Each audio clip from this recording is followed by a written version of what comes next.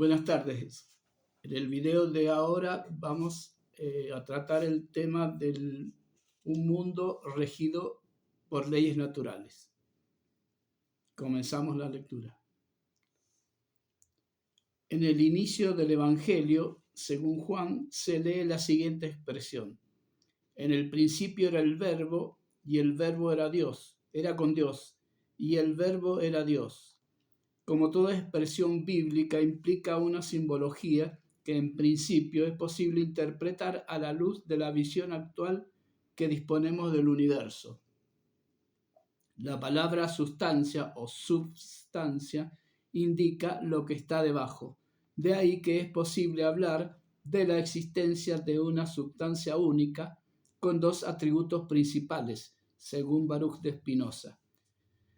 Estos atributos serían la extensión y el pensamiento.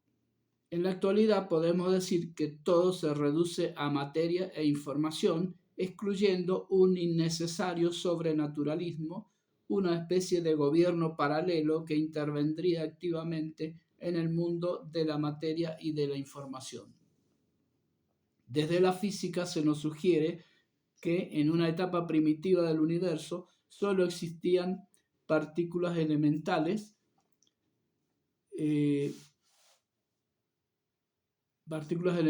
regidas por leyes naturales que implícitamente contenían toda la información necesaria para constituir luego los átomos, las moléculas, células, organismos, hasta llegar a la vida inteligente. Mientras que la visión bíblica supone una mente inteligente que va creando por etapas un universo con cierto sentido o finalidad, la ciencia actual asocia a las partículas elementales ciertas propiedades inherentes que pueden conducir a ese mismo sentido o finalidad supuesta en la visión bíblica. Uwe Rives escribió: la idea de una historia del universo es extraña al hombre de ciencia de los últimos siglos.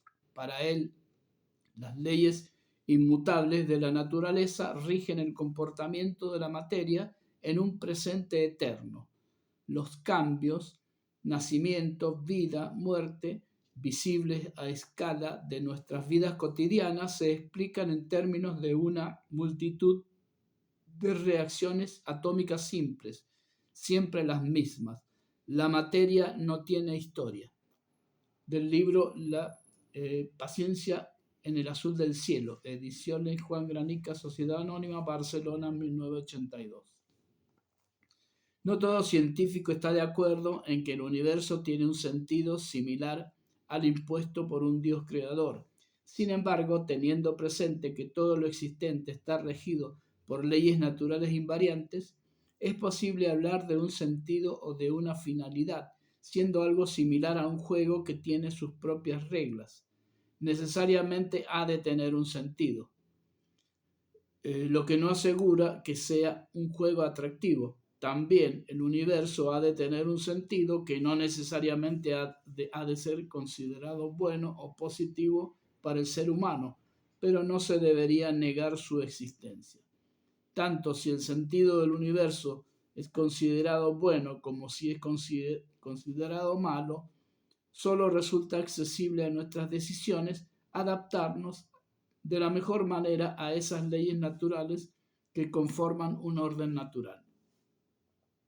Que exista potencialmente un sentido del universo asociado a la aparición de la autoconciencia del mismo, vida inteligente, no significa que necesariamente se vaya a establecer, ya que no es lo mismo determinismo que potencialidad, estando la libertad de elección siempre presente, es decir, dependiendo de la aceptación de esa potencialidad por parte de la humanidad. Este es el mismo caso de la idea del reino de Dios o del gobierno de la ley natural sobre todo ser humano, que está siempre presente, pero que no se cumple o se cumple solo parcialmente debido justamente a esa aceptación parcial. La oposición a toda forma de religión o a toda posibilidad de existencia de un sentido implícito en el orden natural es el ateísmo. El ateísmo vulgar y activo por lo general presenta el mismo nivel intelectual mostrado por el fanático religioso, mientras este último acepta tranquilamente toda forma de incoherencia lógica bajo interpretaciones textuales de las simbologías bíblicas. Aquel critica y se burla del fanático creyendo que toda forma de religión es necesariamente similar a la por este profesada.